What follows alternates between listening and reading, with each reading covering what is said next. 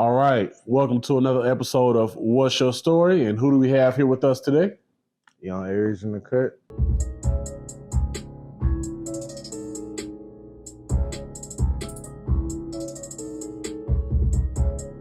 Young Aries in the cut. Where you from, man? I'm originally from Georgetown, but like I was born in Georgia. I lived in Myrtle Beach for a long time, so that's like the three places I was from.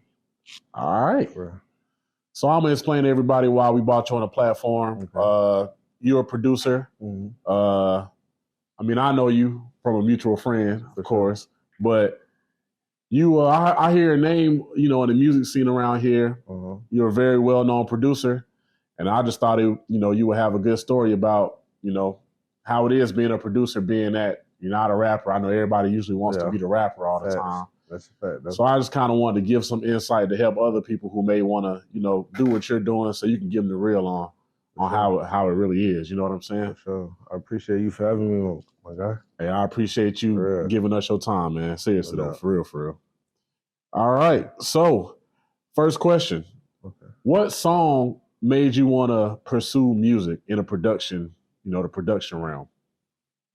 I'll say honestly, it's even a vlog on YouTube, but it's like Metro Boomin, Young Thug, and Travis Scott. They had a song called Skyfall, and it was just like, that was the first song that made me think like, how did these people put this shit together? You know what I'm saying? Yeah. And it was just like the sound was very dark, like very like spacey, but it was still hard hitting. Like it had distorted 808. So I'm like, the fact that they blended all them sounds and used their voices instruments, it kind of like pushed me towards like wanting to figure out what's behind the song versus just listening, Yeah. And like from there, it was just like a rabbit hole, just seeing them in the studio. They had a little vlog on YouTube. Seeing them in the studio, it just sent me down a rabbit hole to want to learn how to do music. Yeah. For real. Why didn't you want to be a rapper, even though, I feel like that's what most people want to be? So I actually started as a rapper. Okay. I was rapping with my cousin. I started as a rapper. Like I got a couple tracks like that's unreleased. I got a couple tracks that's probably out if like people find it. But I did want to be a rapper at first, but it was just like, we were going on YouTube and we getting these beats, but I know it's not my beat unless I buy it. So I'm just thinking, maybe if I made the beats, all the people that I rock with that's rapping might have it easier, you know what I'm saying? So that's how I was just looking at it when I first started. Oh, we're a real team player. Yeah. Real team player type shit. For real. Yeah, hell yeah. That's fire. Yeah. That's fire as hell. All right. Have you worked with any major producers since you've been doing it? And also before that, how long have you been producing as well? So I've been producing since I've been producing since I've been like 12. So I just turned 24, so it's exactly 12 years from now. And then I would say like getting serious was probably like 15. So I've probably been producing almost 10 years, probably next year. That's a long time. 10 years for real. You work with any other major producers? Yeah, I did work with a bunch of major producers. It's a producer named The Martians. We done worked together. This French rap group from France, obviously, and rapped on our beat together. My boy Chill Go Hard. He's a platinum producer. He done stuff with Street is X, Young Dolph. Like he's done a lot of beats, like kind of in that Street is X kind of camp. Mm-hmm. Trying to think off top. My boy Reggie, he pretty big on YouTube. We worked on a lot of stuff. Trying to make sure I'm not leaving nobody out, cause I be in the studio a lot. I'm trying to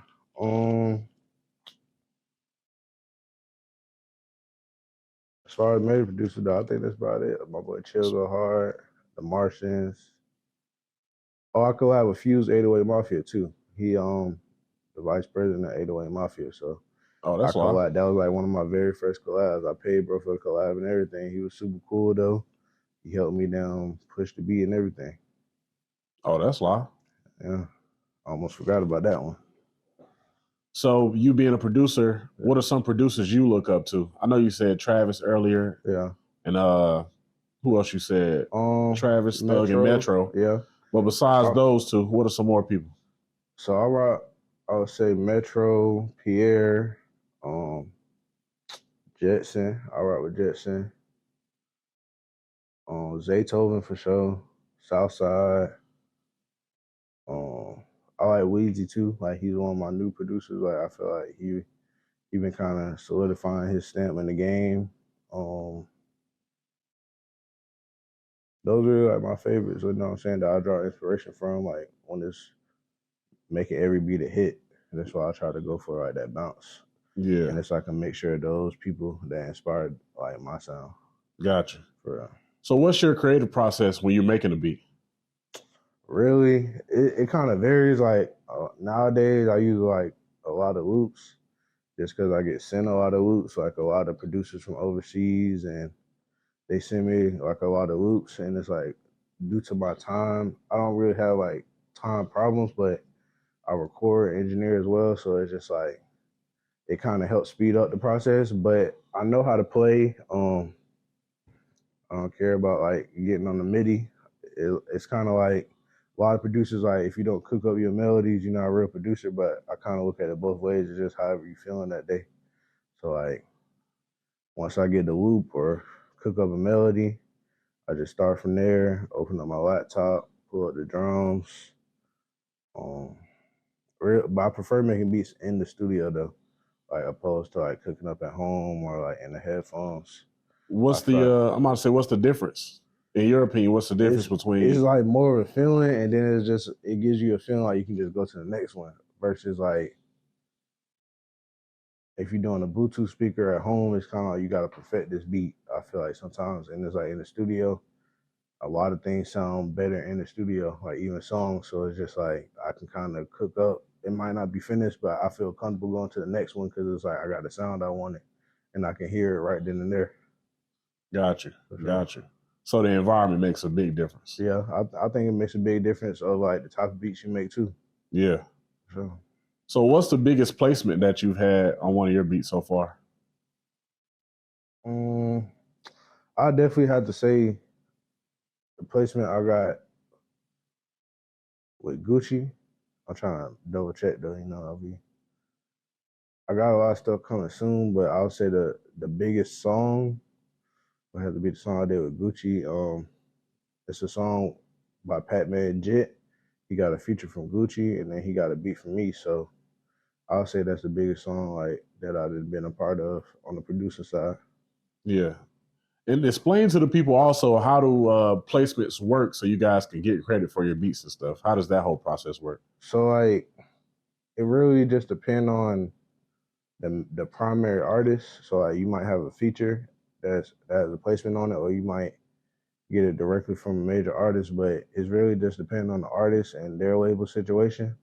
But basically they're gonna reach out to you before the song drop. They're gonna basically send you a producer agreement, and y'all kind of gotta come to terms and negotiate on that, like producer agreement. But you don't want to go too fast because, like you said, you might not get your credits, or you might not get the proper copyright registry that you need as a producer. So like you kind of want to make sure you always got a lawyer and like know all the business about it. So like once you do all that and they see like you got all your business together, that's really how songs drop. Like, cause a lot of times as a producer, you might be sending out beats, but you don't got your business together, and that can kind of slow up your songs coming out. You know what I'm saying? Yeah. Cause like if they feel like you not too independent, but if you don't really know what you're doing and you hitting them back like asking about certain things in the contract and you don't know what you're talking about, it's gonna like they're not gonna want to work with you because they're gonna feel like you're difficult to work with. You don't know the business exactly. Yeah. So definitely learn the business and like it'll get you more songs out for sure. Gotcha.